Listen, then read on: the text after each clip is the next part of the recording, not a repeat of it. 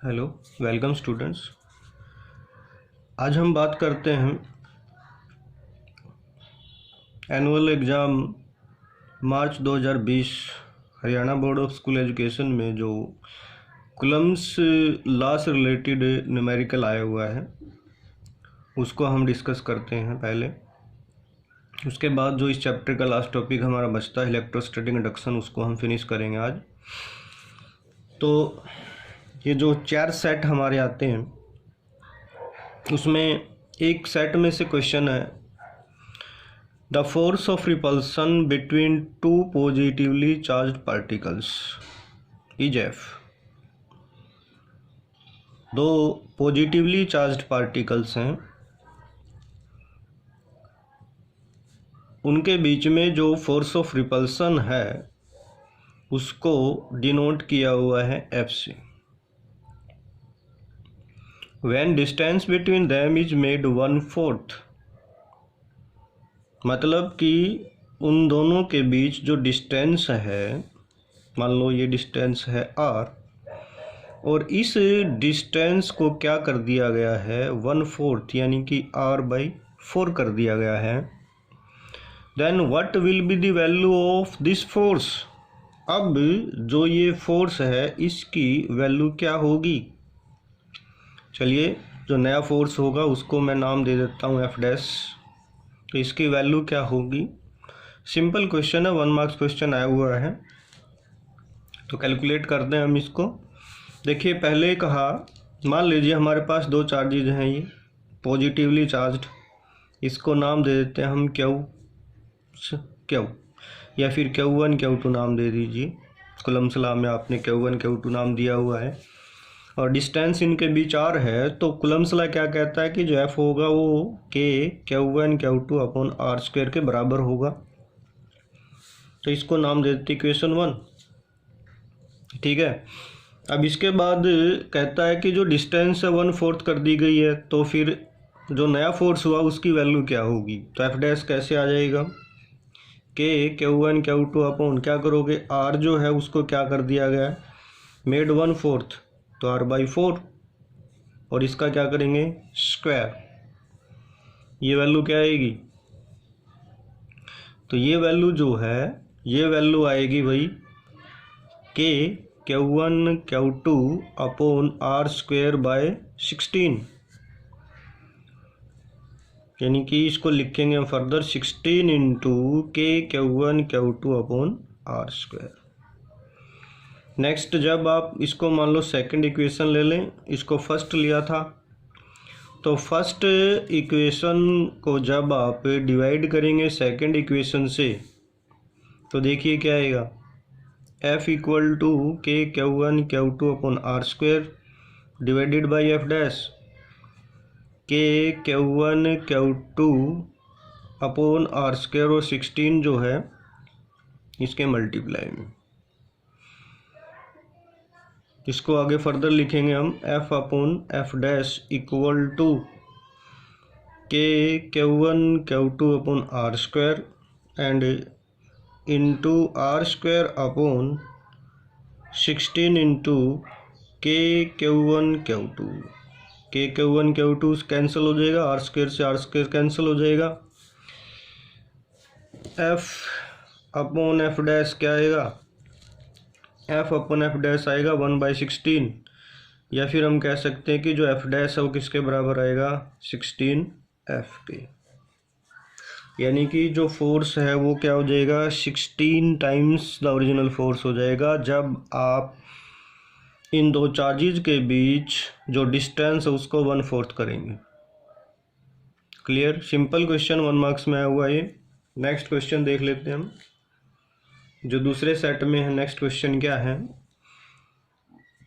Force of attraction between a positively charged particle and a negatively charged particle is F when distance between them is made half। अब क्या किया गया है, distance को आधा कर दिया गया है। सिंपल न्यूमेरिकल, फिर वही आप करें कि जो F है क्या होगा Q1 Q2 upon r², F dash क्या करोगे Q1 Q2 अपॉन अब आर क्या किया गया, हाफ, तो यानी कि r/2 का स्क्वायर।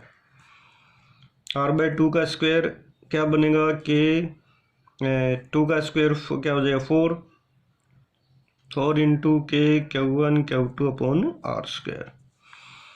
ठीक है, इसको सेकंड नाम दे दीजिए। फिर f/f' करें तो जो वैल्यू है वो क्या आएगी, f/f' जो है वो वैल्यू आ जाएगी 1/4 जब आप इसको डिवाइड करेंगे।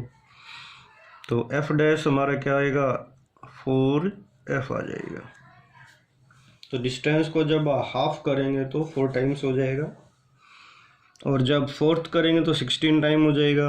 अब देखिए नेक्स्ट न्यूमेरिकल जो है, the force of repulsion between two negatively charge particle is f when distance between them is halved. आधी कर दी जाए तो क्या होगा, अभी इससे नेक्स्ट ऊपर हमने किया, इससे पहले वाला ही सेम क्वेश्चन है बिल्कुल। उसमें क्या था, पॉजिटिवली चार्ज पार्टिकल थे, इसमें क्या था, एक नेगेटिवली चार्ज पार्टिकल है, सॉरी दोनों नेगेटिवली चार्ज पार्टिकल है।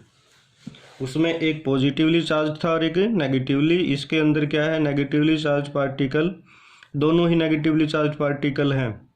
तो जो फोर्स का मैग्नीट्यूड है वो तो चाहे दोनों पॉजिटिवली चार्ज हैं चाहे नेगेटिवली चार्ज हैं, जो मैग्नीट्यूड है उसको हम ऐसे ही कैलकुलेट करेंगे। तो ये जो वैल्यू होगी ये भी क्या आएगी, f' जो आएगा ये 4f ही आएगा। कैलकुलेट करके देख लीजिएगा आप। चलो इसमें जो नेक्स्ट हमारा जो है क्वेश्चन, ये क्या है, अब इसमें क्या है, एक पॉजिटिवली चार्ज पार्टिकल है और एक नेगेटिवली चार्ज पार्टिकल है, इनके बीच अट्रैक्शन जो है वो है f। अब कहता है क्या किया, डिस्टेंस जो है उसको बना दिया है 1/4, तो क्या होगा, सिंपल सा आ जाएगा क्वेश्चन का आंसर, f' क्या होगा 16f होगा। तो ये कूलम्ब्स लॉ पे जो है 1 मार्क्स क्वेश्चन आपके जो हैं इस टाइम मार्च 2020 में आए हुए थे। अब इसके बाद हम जो हमारा लास्ट टॉपिक बचता है उसको हम करते हैं आज, और जो लास्ट टॉपिक हमारा है आज का वो है वही इलेक्ट्रोस्टैटिक इंडक्शन। जो लास्ट टॉपिक हमारा है आज का उसका नाम है इलेक्ट्रोस्टैटिक इंडक्शन।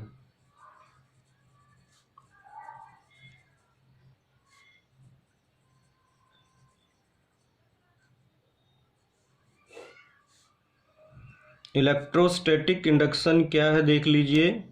पहले हम डेफिनेशन लिख देते हैं इसकी। ये फिनोमिना है, पहले मैं डेफिनेशन लिख देता हूँ उसके बाद समझाता हूँ आपको। Phenomenon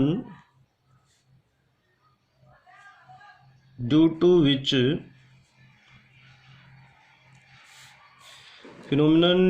which an uncharged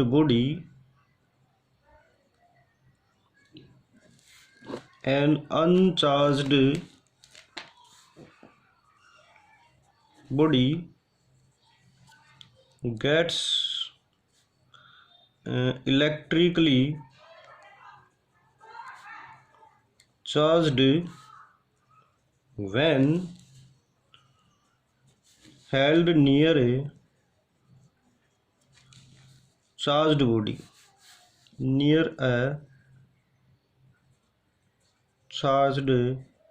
body is known as electrostatic induction.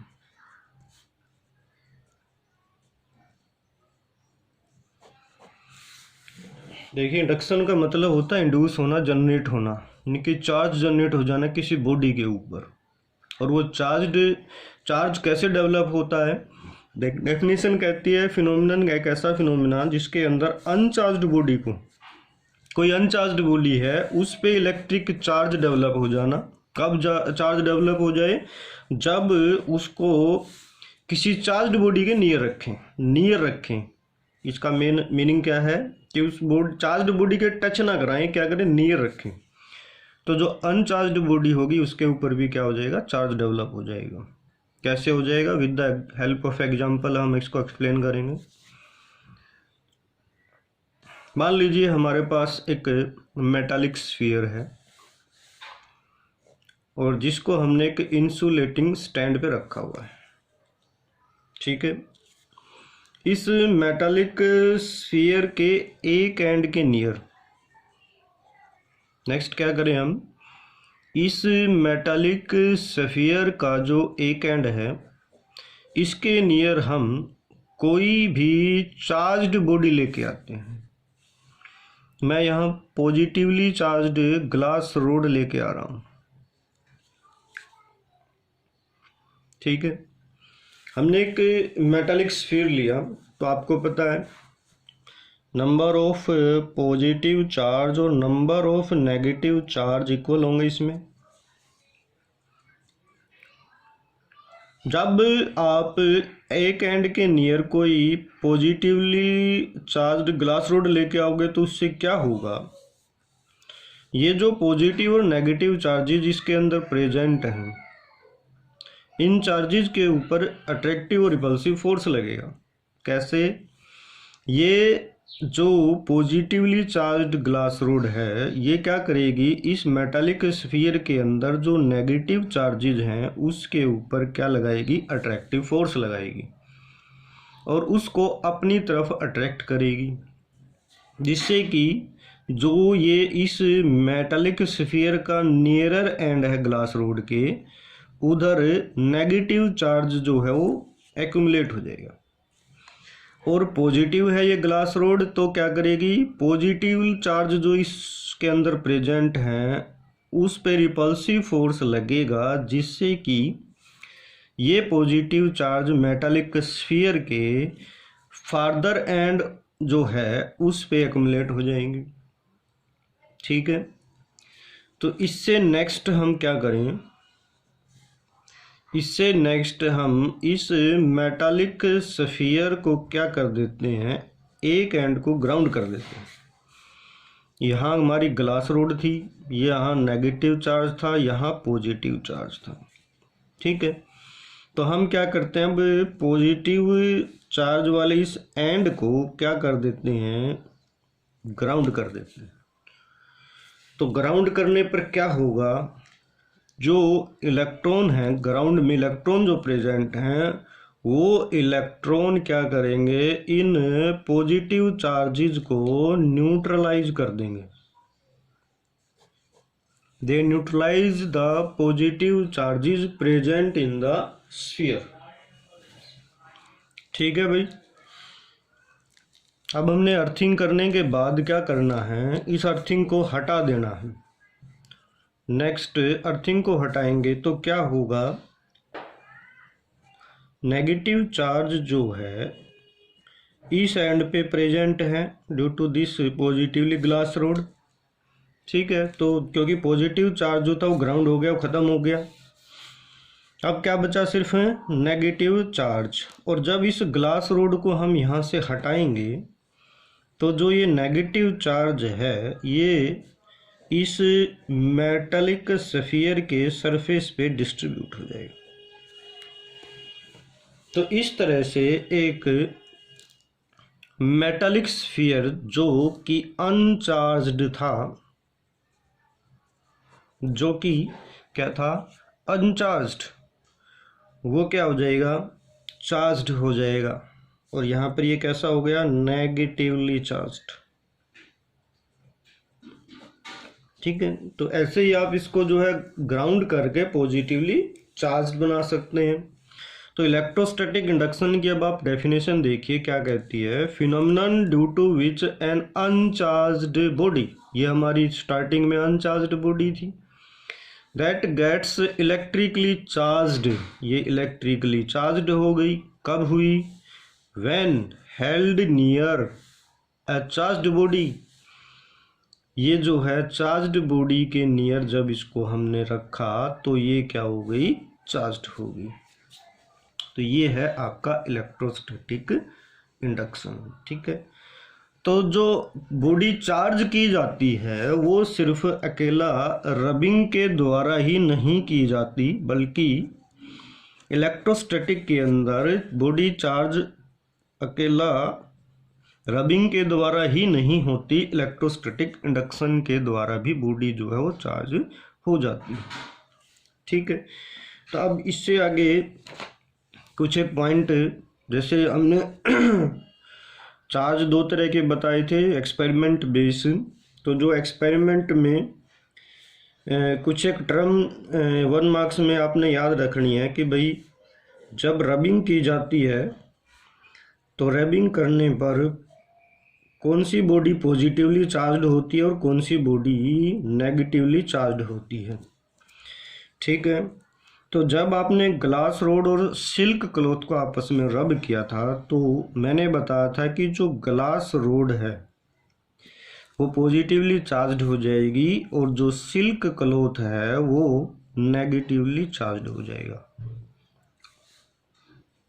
इसके बाद मैंने बताया कि अगर कोई आप वुलन क्लॉथ या फर लेते हैं, ठीक है, और उसको एबोनाइट रोड के साथ आप रब करते हैं तो एबोनाइट रोड के ऊपर या अंबर रोड लेते हैं तो अंबर रोड के ऊपर नेगेटिव चार्ज हो जाएगा और वुलन क्लॉथ या फर के ऊपर क्या हो जाएगा, पॉजिटिव चार्ज हो जाएगा। ये भी हमने एक्सपेरिमेंट में बताया था। इसके बाद अगर आप मान लो ड्राई हेयर कंसिडर करते हैं और इस ड्राई हेयर के साथ कमिंग करते हैं तो जो कम्ब है उस पर नेगेटिव चार्ज हो जाएगा और ड्राई हेयर जो उस पर पॉजिटिव चार्ज हो जाएगा। ठीक है। इसके बाद मान लो अगर आप कोई भी मान लो वुलन क्लॉथ लेते हैं और इसको अगर आप किसी प्लास्टिक के साथ करते हैं तो भाई प्लास्टिक जो है उस पर नेगेटिव चार्ज हो जाएगा और वुलन क्लॉथ के ऊपर पॉजिटिव चार्ज हो जाएगा। तो ये टर्म कुछ आपने याद रखनी है 1 मार्क्स के लिए। ठीक है। इसके बाद लास्ट एक छोटी सी डेफिनेशन बचती है। डेफिनेशन मतलब क्या है कि क्वेश्चन है मान लीजिए, और क्वेश्चन क्या है, what the origin what is the origin of charging, या फिर कहें origin of electric charge। इसका मीनिंग क्या है, कोई भी बॉडी जो है वो चार्ज कैसे होती है। हम इलेक्ट्रोस्टैटिक की बात कर रहे हैं। जैसे हम रब करते हैं बॉडी चार्ज हो जाती है, तो चार्ज होने का एक्चुअल रीजन क्या है, क्यों चार्ज हो जाती है। तो मैंने एक्सपेरिमेंट में बताया था कि भाई जब बॉडीज को रब करते हैं तो क्या होता है, इलेक्ट्रॉन जो होते हैं एक बॉडी से दूसरी बॉडी में ट्रांसफ़र हो जाते हैं जिससे वो बॉडी चार्ज हो जाती है। ठीक है। तो इस क्वेश्चन का जो आंसर है वो क्या होगा, जब बॉडी एक बॉडी से दूसरी बॉडी में ऑन रबिंग एक बॉडी से दूसरी बॉडी में इलेक्ट्रॉन ट्रांसफ़र होते हैं तो एक बॉडी जहाँ से इलेक्ट्रॉन ट्रांसफ़र हुआ पॉजिटिवली चार्ज हो जाएगी, एक बॉडी जहाँ इलेक्ट्रॉन गया ट्रांसफ़र हुआ वो बॉडी क्या हो जाएगी, नेगेटिवली चार्ज हो जाएगी।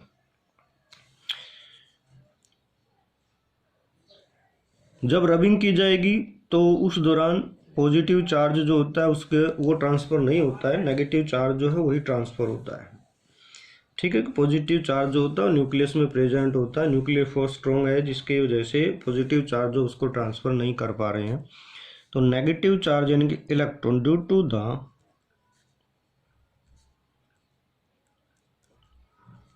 ट्रांसफ़र ऑफ ए इलेक्ट्रॉन, या नेगेटिव चार्ज कह दीजिए। What is the origin, so origin क्या होगा, transfer of electron, that is the origin of electric charge. Okay. So ये चैप्टर हमारा यहाँ फिनिश होता है। इसके बाद अगर मान लो 1-2 डेफिनेशंस में बचती है तो नेक्स्ट लेक्चर में हम करेंगे। अदरवाइज इस चैप्टर में जो हमारे कुछ फॉर्मूलेज बनते हैं उस पर बेस्ड कुछ और न्यूमेरिकल्स जो हैं हम अपने नेक्स्ट लेक्चर में कराएंगे। Thank you.